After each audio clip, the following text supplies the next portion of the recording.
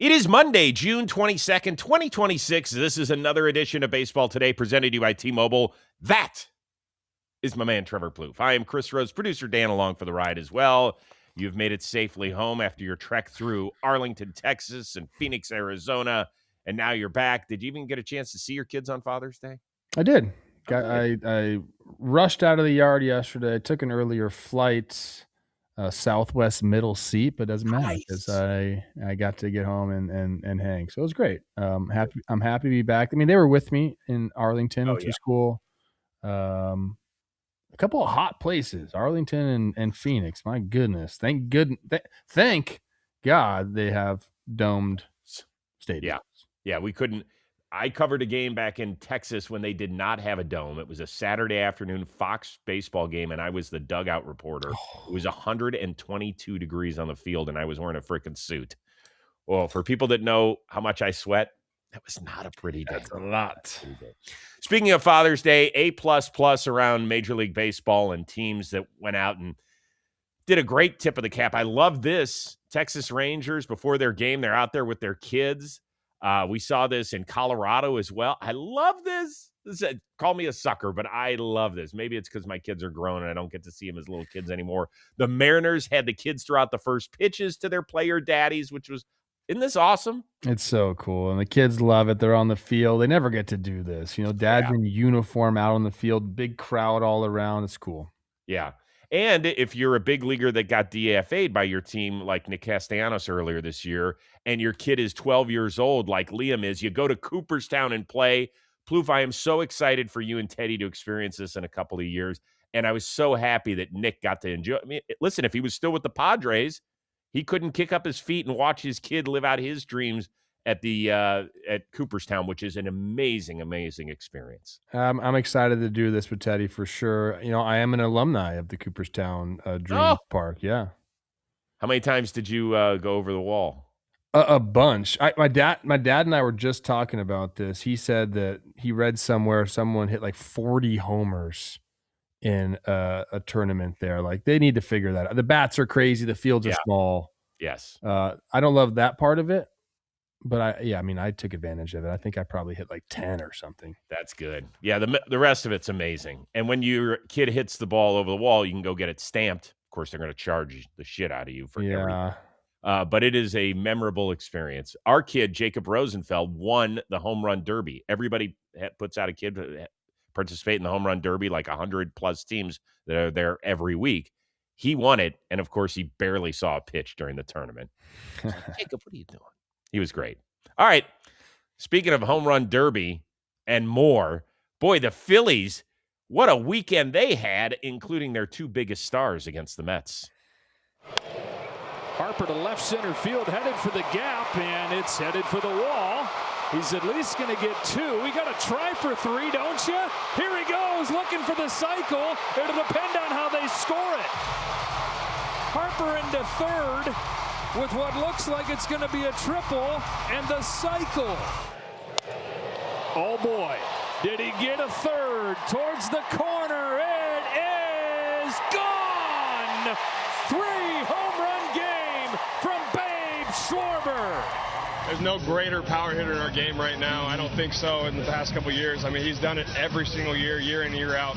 He's chased a lot of people down, and for him to be able to come back into his career from going to, first round to DFA to everything else, for him to come back and do what he's doing, I mean, I got chills thinking about it, because he's such a great person, great teammate, somebody, that I love to battle with every single day, and seeing him do that again tonight, it's just, it's a lot of fun, man.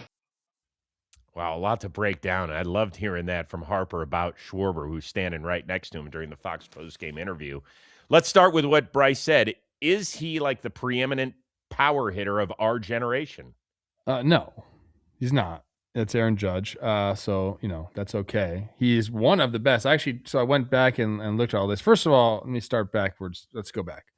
Having Bryce Harper stand next to you and talk about you like that is really cool. A teammate that you respect and you're right next to him and he's saying that, that's a cool moment for you. I love that Bryce did mention about him getting DFA, which I don't think that kind of was making the rounds on social media, and we don't really talk about it enough. Like, it was after the COVID season.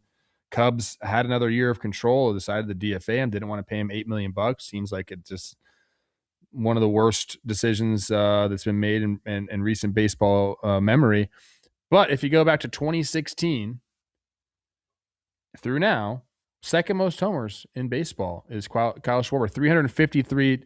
Judge, 385 with 92 less games for Aaron Judge as well. So it is Judge is the answer to that question. But the fact that Schwarber is second in that time period, I mean, he is one of the greatest sluggers that I've seen, in my time in baseball through now. So I think that's high praise and deserving praise for Schwarbs. Yeah, he is the preeminent slugger in the National League, where he's played, obviously, 90+% of his career. Yeah, he did have the stop in Boston. I think part of the reason he is one of the great sluggers is the way he hits them, right? There's so few wall scrapers for him. They are just these moonshots, which is why he's going to partake in the home run derby, which is why I certainly hope that Bryce Harper is playing in the home run derby. We're going to have a guy who is already reportedly. Think about that, Chris. Both of them in there. I was like, Schwarber's got to go, but you put Harper too. Oh my God, that place would go nuts. But he has to, right? If he makes the team, he has to, and I think he's going to make the team, definitely. So we don't have to make the team to be in the home run derby. I know, but a lot of these guys don't. Yeah. They don't want to do it unless they're on the team, which I can understand to some degree. A couple other things to keep in mind. For Schwarber, that's his 5th career 3-homer game. Only Johnny Mize, Sammy Sosa, and Mookie Betts have more with 6. So, hell, he could, at the rate he's been doing it the last couple of years, he might have it by the end of the season, the record. Yeah, I honestly, 5 3-homer games is insane.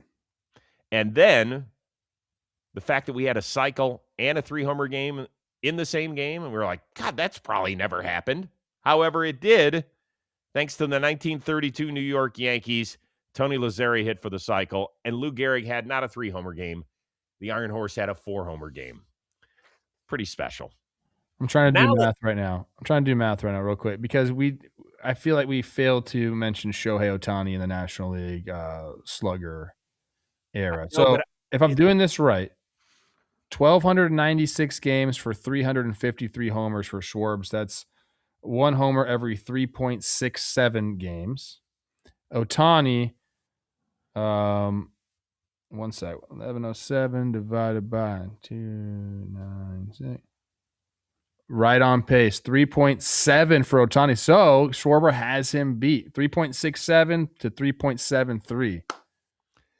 So I think the other part of this is when I think slugger, I think an all or nothing guy. And I know that that's not it with Judge because he has become such a great hitter, particularly over the last few seasons. But Ohtani has always been a really good hitter too. I mean, his lifetime average is 282, which is 50 points higher than Schwarber. So when I think slugger, like I grew up with Dave Kingman, who was just a monster of a man, but it was either going 420 feet or he was walking back to the dugout with nothing. So I don't know. Give us your list of your top 5 sluggers over the last 15 years or so. Why don't you put that down there? I'd be curious to see if anybody put Schwarber number 1. Now let's get back to Bryce Harper, who had a monstrous weekend in them taking a series against the Mets, but also made some headlines with the fact that he said he is always chasing his own ghost. I believe he said that on Saturday. And so somebody asked him again what he meant by that on Sunday. Here's his answer. Yeah, I feel like every single year that I've ever played, since I was 7 years old, I've always, tried to be better than myself and be better each day. I was talking, to Gil about it as well. It's every bar I set for myself, right, from the time I was 7 years old till now. What do you think? I think everybody that is successful in life feels that way. Like you're just trying to get 1% better, just trying to be a better person than you were the day before. If you're talking about baseball, trying to find some way to get just a little bit better. And I think that's what he's talking about. I mean, I think the way you're phrasing it means like he's trying to exceed expectations, like outward expectations. But the way I'm thinking about it, it's more like from himself, those expectations. So I think that's just a mentality of a successful person. Yeah, and he did go on to say that he has obviously accomplished virtually everything he set out to do individually. And he said, the thing that's hanging over me is the fact that I haven't won a World Series, and it bothers him immensely. I don't know if there's anything else that Bryce Harper could have done in his career to set his team up for success. I mean, the guy has been everything you've wanted. You know, in the beginning, he was 19 when he got here. And so, you know, it felt like he was trying to figure out who he was going to be in the public eye at that level. I mean, he had been on our Sports Illustrated cover back when it meant something as a teenager. And so we all knew who Bryce Harper was, but it's another thing to then arrive in the major leagues and try and figure out what your persona is going to be.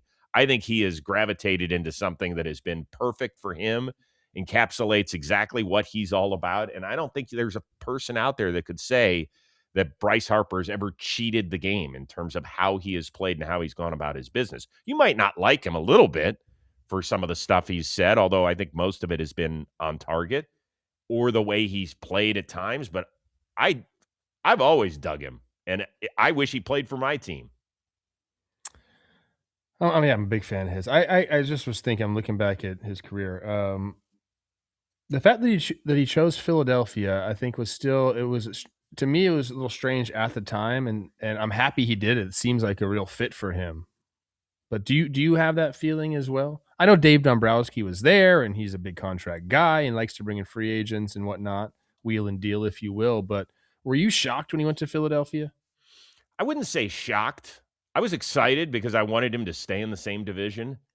And I wanted him to stay on the East Coast.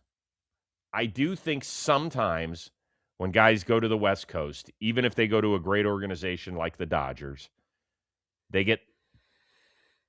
their individuality gets lost a little bit. And I wanted him to kind of remain front and center in the game. And I thought Philly was a perfect place to do it because they were on your ass regardless. Right? Yeah. Speaking of which, and let us know where you sit on the whole Harper. We've got two big fans here. I know. I get it. Let us know where you sit on the whole Bryce Harper perspective. How could you not be a fan of Bryce Harper? Like, what has he ever done to not make you a fan? I guess if you're like a fan of the Mets or a rival. Oh yeah, team. I don't count that. I think if you're a rival, then of course you're not going to like a guy. But I'd be curious. I'd be curious for people that don't dig his thing. Let's go. Dan, do we have the Juan Soto video? Yeah, we do. What do we think of this clown? I mean, I don't love it, but you're going to get that from time to time. And in Philadelphia is a place you'd get it. So not the only place, Philly fans like to make sure I remember that, Chicago White Sox, that's another scary place to play. Well, what do you think of Soto's reaction where he's standing arms folded, just staring him down? Should he have just turned around and not given him the time of day? That's how you really win those situations. That guy's going to tell the story forever. He's got the video now, too. Look at Juan Soto paying attention to me. The way you beat people on the stands that are trying to talk shit to you, you just don't say anything to them. No reaction's the best reaction. If you were that guy's buddy, wouldn't you be like, what a dick? Like, what are you doing? What are you doing? That guy's not 18 or 17. Yeah, that's the thing. How old is that guy? Because I did we've all done stupid stuff when we're young. Yes, we have. Yes, we have. And here we are showing it again, giving him more airtime. Shame on you bringing it up. Talking crap to Sean Burrows. I've told that story on this show before. So I have done it. I've done it too. I yelled at Bobby Bonilla. The guy off like that, but I yelled at Bobby Bonilla when I was working at CNNSI in Atlanta. I can't believe it. I told Michelle this story again. She didn't remember it, but I had gotten tickets through the company. I was on TV and I was yelling at Bobby Bonilla. Have you told Bobby Bonilla that? No, I haven't seen him since, but I see him all the time. I'm going to bring it up. I'm going to FaceTime you next time I'm with Bobby Bonilla. I'm going to FaceTime you. I would like to apologize. I don't think he really would give a shit. First of all, he'd probably be like, who are you? And then he probably would not give a shit. So did you ever feel, here's a good one for people in the comments. Did you ever do something at a game, yelling at an athlete, and then felt bad about it? I've done it twice. I told you earlier, Bill Laimbeer, Cavs game. I used the P word. from 20 rows up, and all these people are looking at me like, what are you, a moron? I was like, what are you looking at? 17-year-old idiot. And then that one with Bobby Bonilla. Those are the 2 times I felt terribly about it. Let's be therapeutic here, okay? Okay. Let's get to it. A lot to cover in that first topic.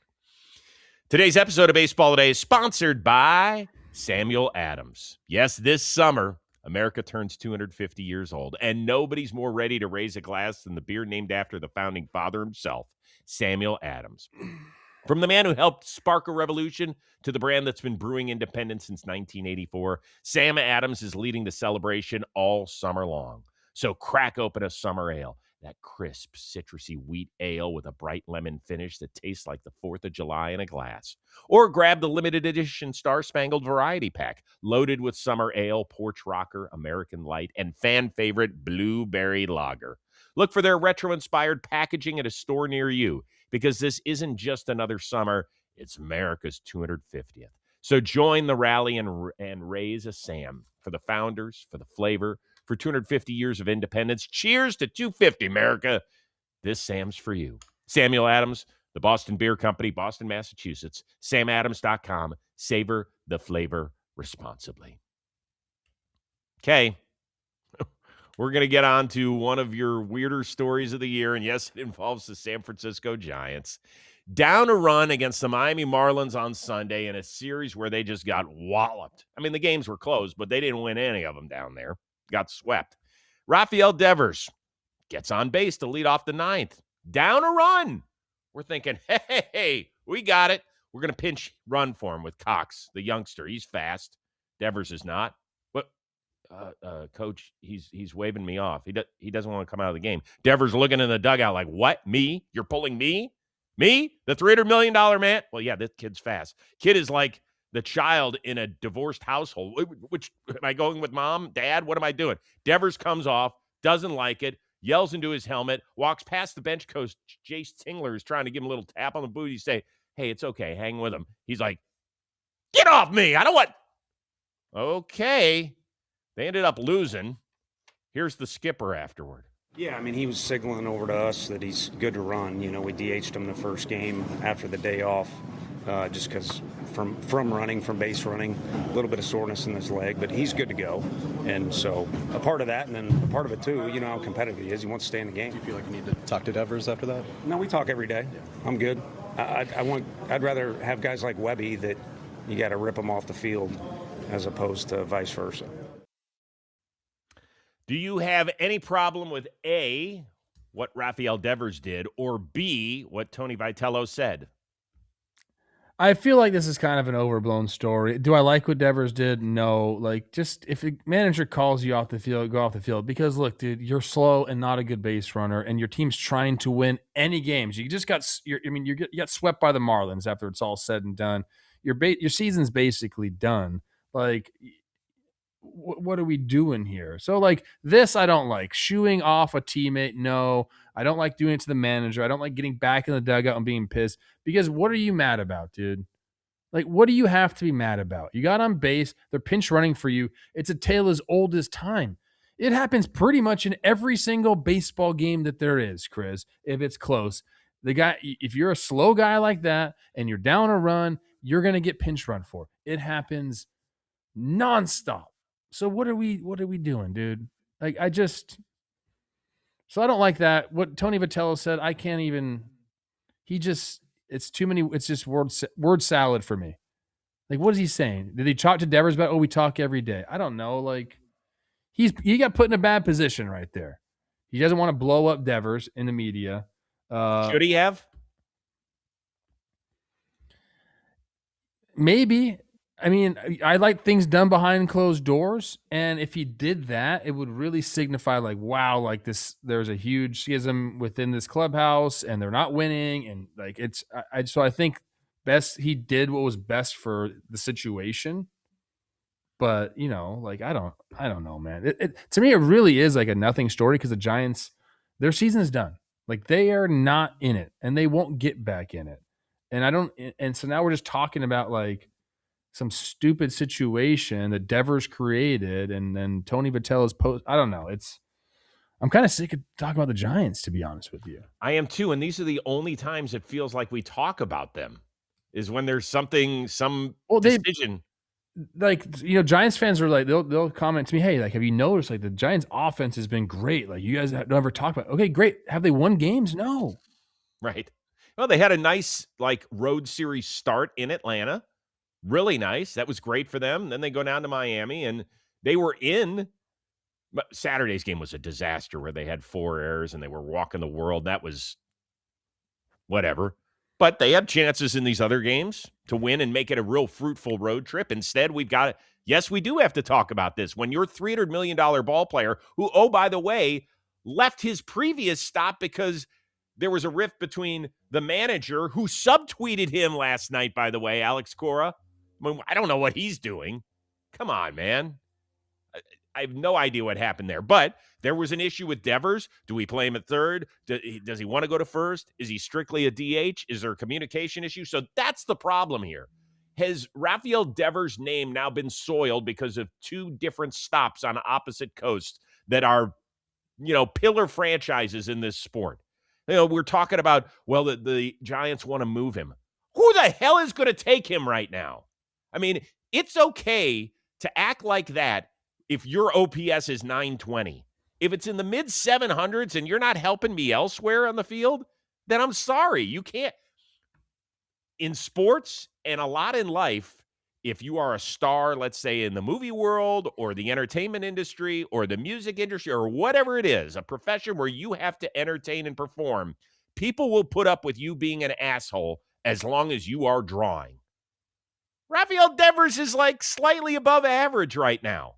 That's exactly who he is. And now he's had a full year out in San Francisco, and Giants fans are like, great, we've got this $300 million albatross who won't come off the field because he doesn't understand that he's slow, and the guy they're trying to replace him with is fast. It's a weird situation, man. I don't know. As for Tony Vitello, I really think this is the one time that he could have come out with the sledgehammer. And by the way, people are saying, well, what does Rafael Devers think of this? We don't know. He didn't say anything.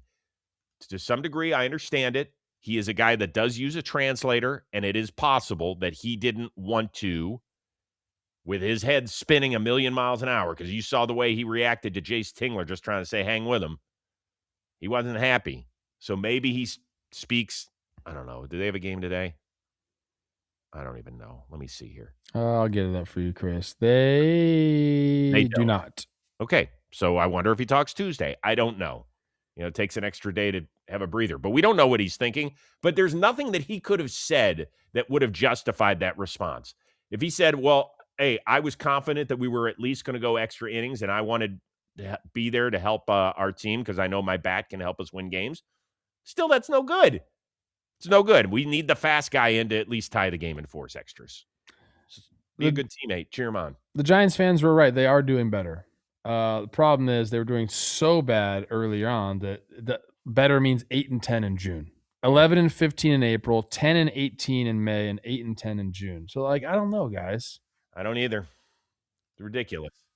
It was bad. It was poorly done by Devers, and I would have been okay with Tony coming out and saying, hey, no. You know what? I know he wants to stay in the game, and I understand why he felt that way. But when we put a player out there, it's to help win the game. And we can't be doing that to our teammates. We'll talk about it. Vitello seems to me like he's in that, I wants to be not buddies, but wants his team to really like him. We talked about that. You got to separate that from time to time. Well, we talked about that, how hard it was where you walk into a clubhouse with veterans and you have 0 professional experience. And he did say, it's not important for the guys to like me. It's important for them to respect me, and I feel like they do. And I did talk to a couple of the players, and they do really like him a lot, and I only spent 1 day with them, so I can't say I'm in the clubhouse, but the guys I talked to, it felt like they do respect him. Now, I don't know if that's changed in the months since I've seen him. But I can only tell you. It's an interesting spot. I mean, Buster Posey made some interesting calls, and none of them have worked out. Very few moves have worked so far. This has been an unmitigated disaster. Luis Ariz worked out. Yep. Okay, good call on that. It's been horrible on every level, on the field, off of it, and that's too bad because I like to see that franchise be good. I like them. That's whatever. Let us know where you sit on the whole Devers situation.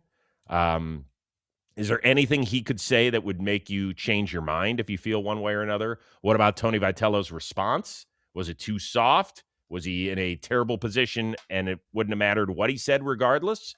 A lot to get to, so we expect you to fill up that comments section if you don't mind, please. Thank you very little. All right. Trevor was just in Arlington.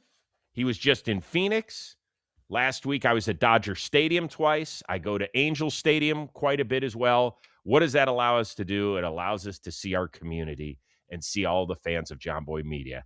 We love it. We love interacting with you. And one thing we truly love is seeing our John Boy Media merch. The reach, it is huge.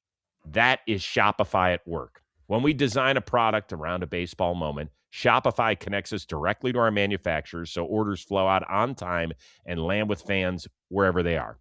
That means no bottlenecks, no delays, and ShopPay removes the friction at checkout. So the fan who finds the product actually follows through on the purchase. That combination of reach and conversion is what makes this whole thing work. We want you to start your free trial at shopify.com/today. You'll be geared up the next time we see you at a ballpark near you. Shopify. Fun series between a pair of division leaders in Atlanta over the weekend. We had the Miz on Friday. Atlanta got to him in the middle innings and handed him a rare loss.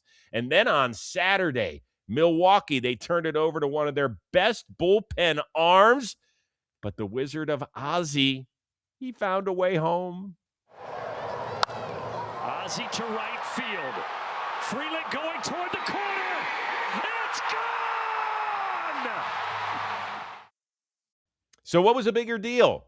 That walk-off by Ozzy Albies on Saturday, or the fact that the Braves handed Miz a loss? I think it's handing Miz the loss. It has to be. I mean, he's been so dominant. The 8-start span that everyone's talking about, 54 and a third innings, only one run given up. And you got a guy like Mauricio Dubon who just puts the barrel on the ball. Matt Olson worked a nice walk there, nice long at bat, and Dubon just keeping it as short as possible. And I just think that, I mean, these are obviously two playoff teams, and it'd be a great matchup between them to be able to, like, Dubon to have that moment, the Braves to have that moment against a guy who seemingly is unbeatable right now. And to say we did it with Martin Perez on the mound, like, I don't know. Like, to me, that's a big victory. Huge. And Dubon has been an enormous piece to this puzzle, right? It started with Kim's injury, so he had to start at shortstop, and now they've got different guys injured, so he's playing all over the place, and he's probably still their best shortstop, if you want to make that point. His numbers with runners in scoring position and 2 outs this year, he's 13 for 34. That was going into Sunday. He was hitting 382 with 23 ribs. You need guys like this. The guys you don't even remember are sometimes on the roster when the Braves aren't your team, and you're like, Mauricio Dubon, oh yeah, he was in Houston. He won a couple of Gold Gloves, like, really good role player. And then all of a sudden, you have to get pretty far down that lineup to even remember Mauricio Dubon as part of the Atlanta Braves, right? You're going Matt Olson, Acuna when he's healthy, obviously, Baldwin, Riley, Albies, Michael Harris. Like, you're getting pretty far down that lineup. It's like 7 or 8 or 9, and then you're like, oh, Dubon, he's a pest, that guy. But he's exactly part of the reason why the Atlanta Braves have gotten off to the start that they have so far through almost 3 months this season. And that was huge. Dude, that was 101.3 that he pulled. Yeah. It's big time. Big time by them. And they'd lost, I think, 6 of 7 going into this game, and that you're just you're not playing great baseball. You got Miz on the mound. You're down in the game 1-0. You feel like it's just going to kind of continue to go that way. And again, I mentioned a couple of nice at-bats in front of them, but yeah, Dubon. That's what you got to do. I would sign up for that second round matchup. Me too. Right? Do you think they're going to go for like does Adames make sense for the Braves? I was just thinking in my mind, because I'm trying to figure out a place for Matt Chapman to go. Phillies is a great one, and I think he like fits in perfectly there. And I was like, can he play shortstop for the next 4 years? Put him back at shortstop. Could he do it? I mean, he hasn't done it at the major league level consistently. He could do it. He could freaking play. Does Adames make sense? I don't know if payroll wise they would do that. Yeah, I'm not so sure either. If they did pay the salary down, which I think they're going to have to do anyway to move that contract. Could you imagine Acuna, Alves, and Adames together? Be just fun. effing around and having fun. It'd be fun. That would be a fun. I mean, just take the baseball out of it. That'd be a fun team just to put a camera on them in the dugout. That would be good. That would be good. All right. Yeah, that was a fun weekend. By the way, Ozzy Albies has mastered the right-handed hitting pop-up to right field. He hit 2 of them like that on Saturday. Where, good for him. Someone said the expected batting average of that ball was like 0.90. Yeah, under 100, I thought it was. Well, you know what? Good for him. In real life, it was a homer and a walk-off. Do you like expected batting average? I think it's great when you are sucking and it says you should be doing better. Like that's what it's for. And look, I know why teams use it. I'm talking about a player. Like, dude, I mean, if you're struggling but they're like, but your expected batting average is good. You're like, I don't care. Right. I don't care. I want to help the team win, and I'm not. I'm hitting the ball hard. I'm getting unlucky. Great. That helps me a little bit mentally, but like I'd rather be the other way, where I'm just always getting knocks. Oh, you shouldn't be getting these knocks. Well, I am. I understand in the evaluation of players. I totally get it. I just wonder don't ask Manny Machado about expected batting average. Ask somebody if they'd rather get 2 infield singles and a blooper and go 3 for 4, or hit 3 balls right at somebody and go 0 for 4. Yeah, right on the screws. Hey, your exit velo was awesome today. Really? Is that going to help me in arbitration? Yeah. Like, because we'll use it. Use it. Players are like, no, give me the real stats, baby. I'm sure they do use it. Both sides use it when we get to arbitration. Yeah.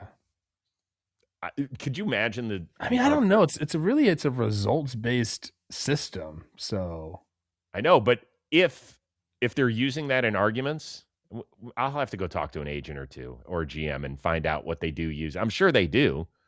And if so, do you think the judge is sitting there going, what was your expected FIP? Yeah. That'd be great. Really good stuff. Speaking of good stuff, let's get to this. Tigers sweeping the White Sox in Detroit. Let's give some credit on Sunday to Jahmai Jones. Tigers are down a run, down to their last out in the ninth.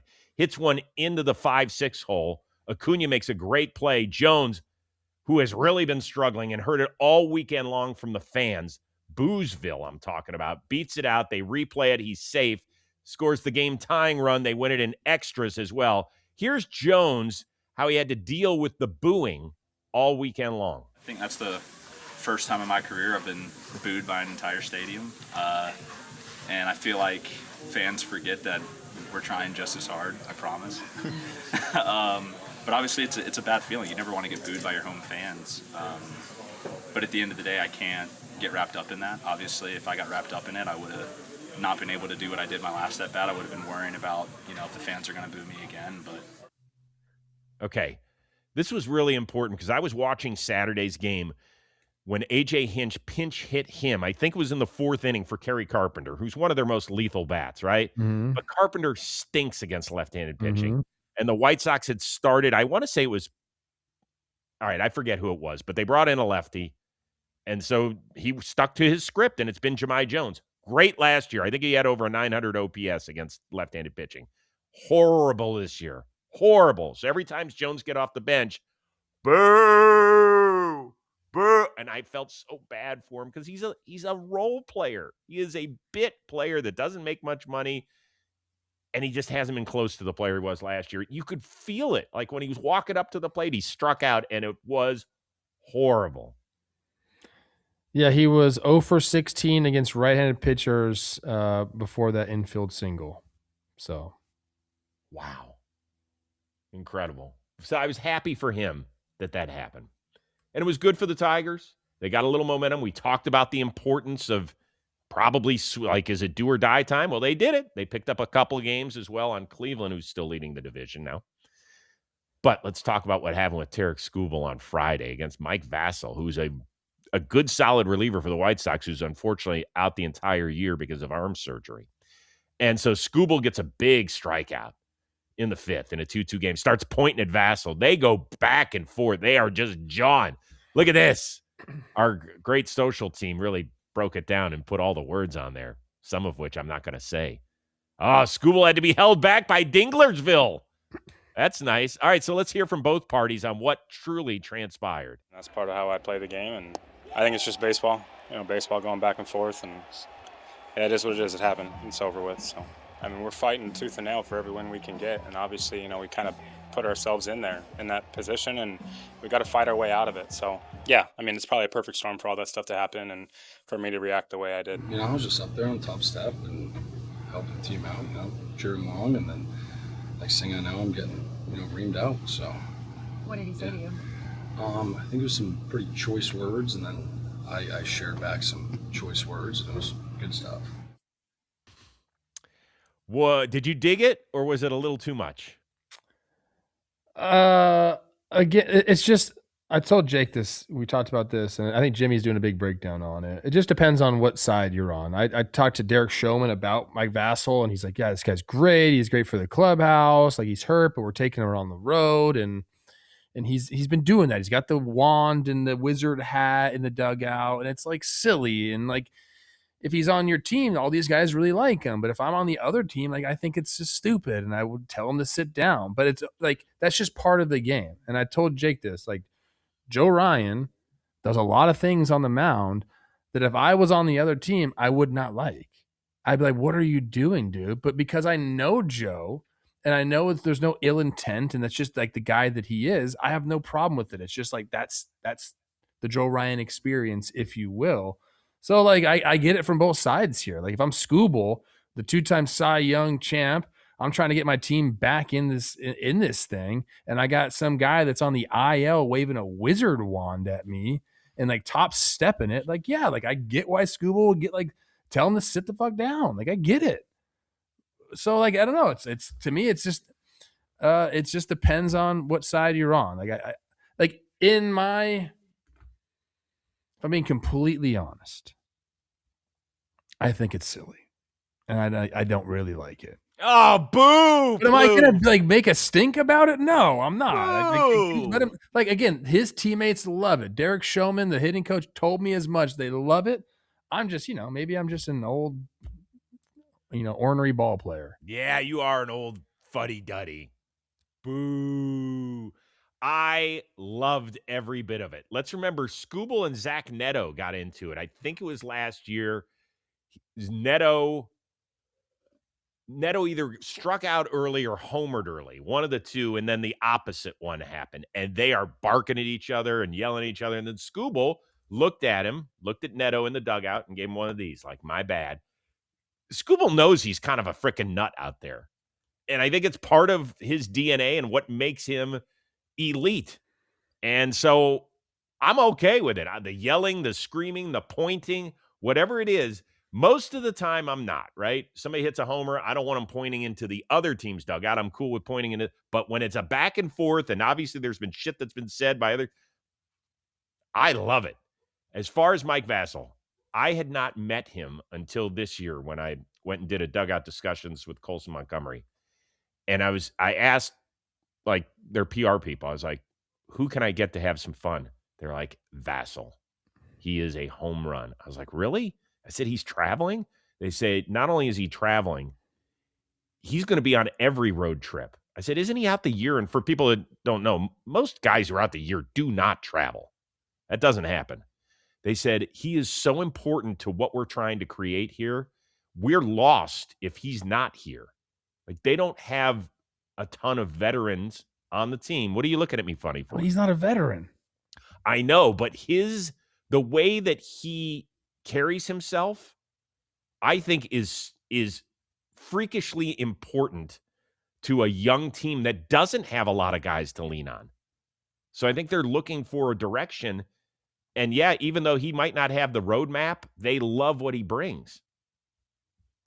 That's exactly my point. Like, they love it, so he's going to continue to do it. I just think if I was on the other side, I'd be like, dude, you got a year in the league, and you're like messing around at a two-time Cy Young Award winner.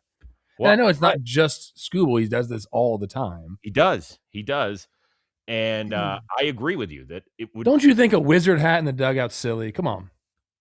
Do I think it's silly? Well, you hate any of the shtick with the home run stuff. I mean, they bought it for like $10 off of Amazon, and they had it shipped, and their record since they got the wizard outfit is ridiculous. So it's working. Well, except for this series, because they got swept, Chris. It did not work this series. That is accurate. And I hope it doesn't work in the next. My point on all this stuff is when they start inevitably slumping, because it's just how the season goes, is he going to be top stepping it, waving the wand? Like, that's my thing. Like, if you're going to do it, like. Well, then, yeah, but carry it through. There were some fascinating articles, like when I think they have a mantra that when because they know that a decent losing streak is coming at some point, and maybe they're in the midst of it. I'd love to see it get to 6 games or whatever. That they're going to sit there and say, well, yeah, the season's over. Like, they walk around and they kind of joke with each other like, yep, here it comes. The season's over. And instead of being scared of that, embracing the failure that inevitably comes with the sport. And I think that he's a tone setter with this stuff. All right. I mean, I'm not going to say anything. He's 6'4", 245. Think I'm going to go up there and tell him to stop waving his wand? Old Trev, when I was, pushing 220, would have. I'm too skinny now. You are too skinny for that. Yeah. You can't do that anymore. Too skinny, too old. Yeah. You're 40 and Mike Vassell, do what you want to do. I have my opinion. That's okay. Yeah. And I like it. I just hope he doesn't get to wave his wand the next 3 days. By the way, Kyle Teal activated for the first time this year. So that'll help them, you would think. We shall see. Let us know. What'd you think of that? Vassell, is the stuff tired, or do you like it? Tarik Skubal, we'll wait for Jimmy's breakdown. That'll be great as well. Can't wait. We got some quick hitters to get to, but first, a word from 40 and Fabulous. This episode is brought to you by Fanatics Markets, where fans trade on sports. It's simple. You just pick a game and choose an outcome, like which team will win, which player will hit a home run, and more. It's time to get involved in the action. Then buy contracts based on what you think will happen. Yes, if you think it will. No, if you don't. Buy as many as you want. Sell if the price moves in your favor, or you let them settle when the event ends. And Fanatics Markets just got even more rewarding with Fan Cash. Now you can earn up to 10% Fan Cash on your trades, win or lose. Use it across the Fanatics ecosystem for things like trade credit, authentic apparel, collectibles, tickets, and more. Fan Cash is Fanatics' currency of sport, connecting trading, merchandise, collectibles, and experiences all in one place. Trade, earn Fan Cash, and unlock more with Fanatics Markets. Event contracts carry risks of total loss, and changing prices not good for all investors. Now available in all states. Must be 21 plus. See important disclosures in Fanatics Markets app. Customers are introduced to Crypto.com by Paragon Global Markets, LLC. DBA Fanatics Markets IB, an introducing broker registered with the CFTC and a member of the NFA. Thank you, Mr. Plouffe. Quick hitters before we get out of here from over the weekend. A couple of really good arms on display in that series between the Reds and the Yankees, which Cincinnati took 2 out of 3. Cam Schlittler, the lone win for New York, 13 Ks, no walks as he took care of business on Friday. Chase Burns, 7 more strikeouts in 5 innings, an ERA of 2 even. You can only take one to lead your staff for the next 5 years. Which one? I think I'm going Schlittler.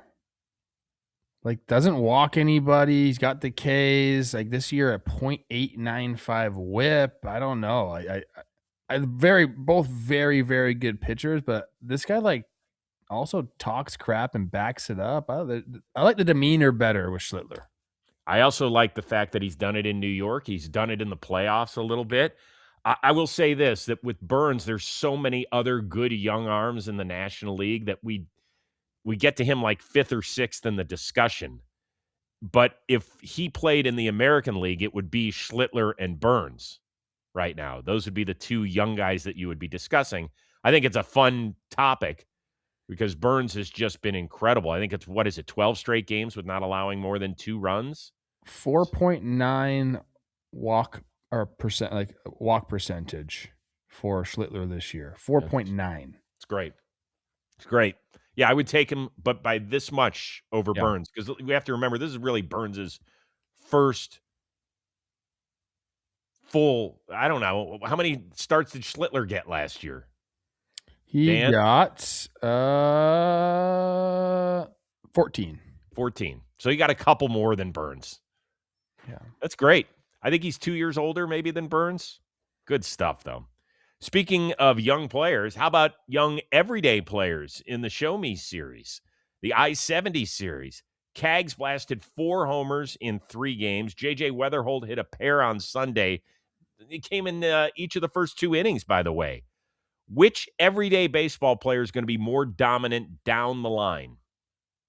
I'm going to go Weatherholt. I just think it's more sustainable. I think Cags is going to have his runs of homers. He's certainly, in a good stretch right here. The swing looks really good, hitting the ball out front. But I think Weatherholt, just overall ball player, I would take.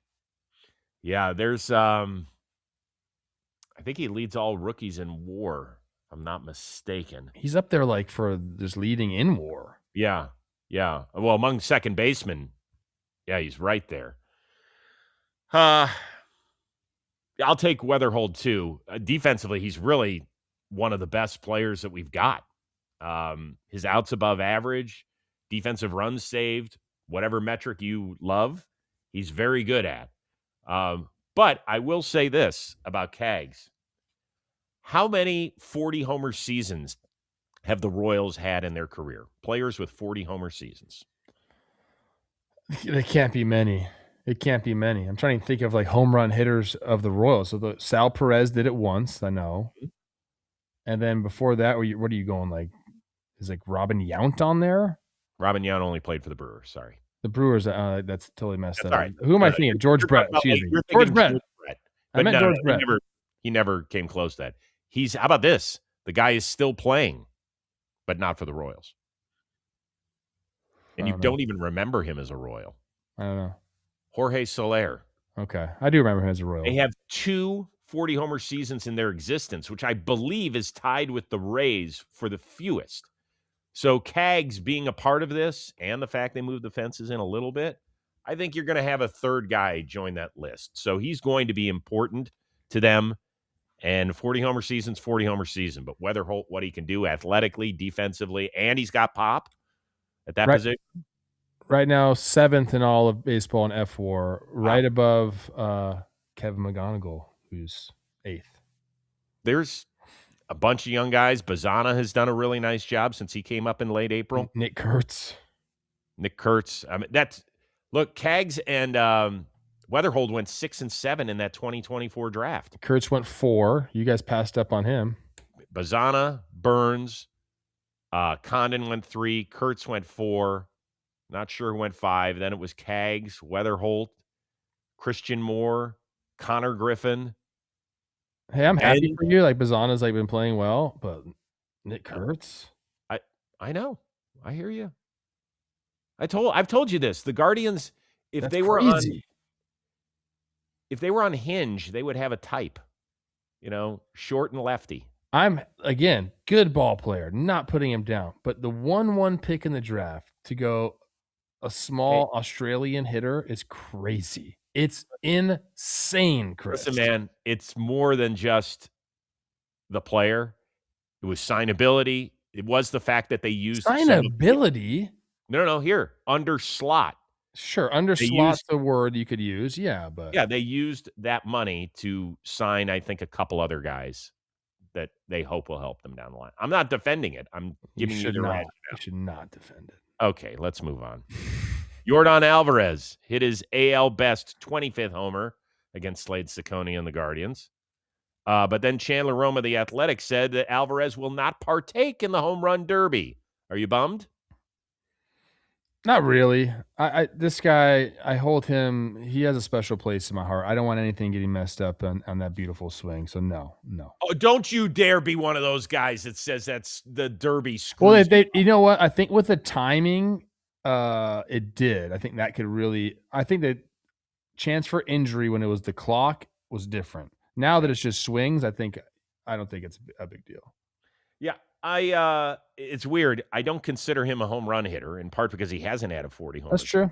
I just consider him a freaking baller that can hit.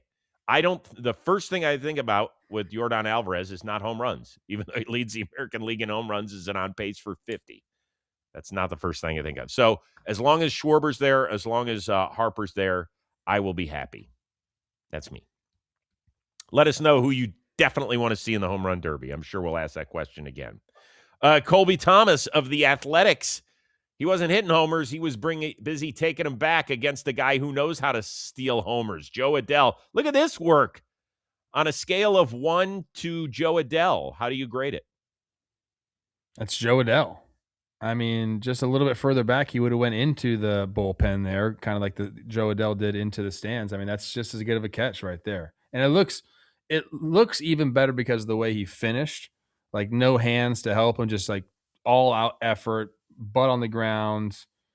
You know, the whole play, great. But yeah, I think it's just as good as Joe Adell's.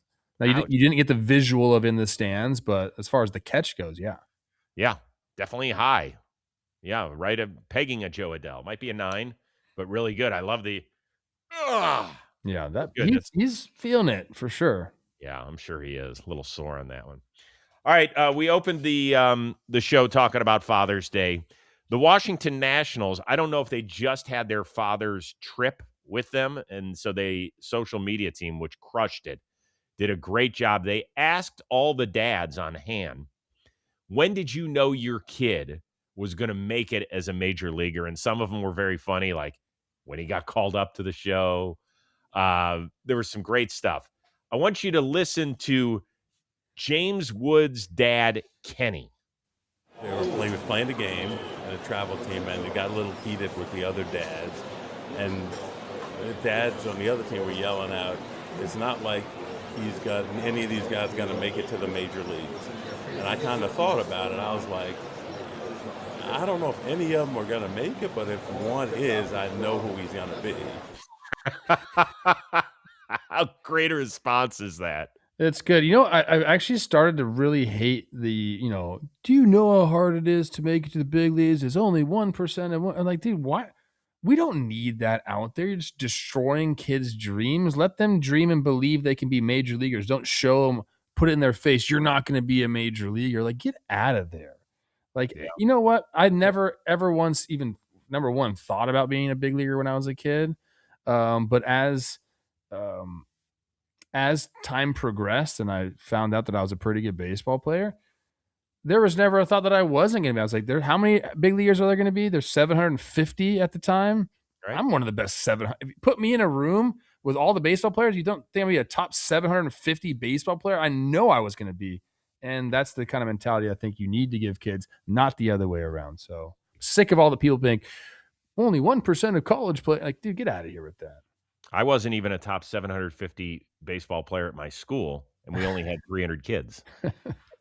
By the way, Kenny Wood, we talked about this with James on the Dugout Discussions.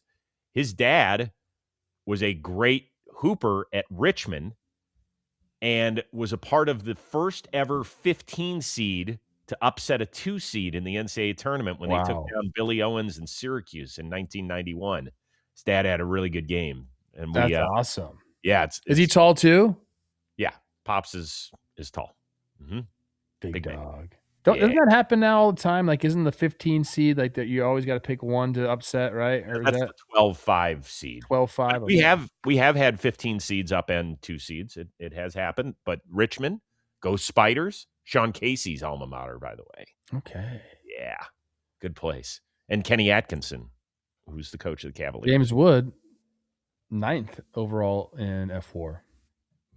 We'll see him. We might even see him in the home run derby, but we're definitely going to see him. Yeah, who else needs to be in the derby, man? We'll get to that. We got a lot to discuss about that and some other stuff. All right, fun show. Mondays always are. Pretty full slate of Major League Baseball. We can't wait to bring it to you tomorrow. For our one-of-a-kind producer, Dan Rourke, the uber-talented Trevor Plouffe, I am Chris Rose. We will see you Tuesday here on Baseball Today, presented to you by T-Mobile.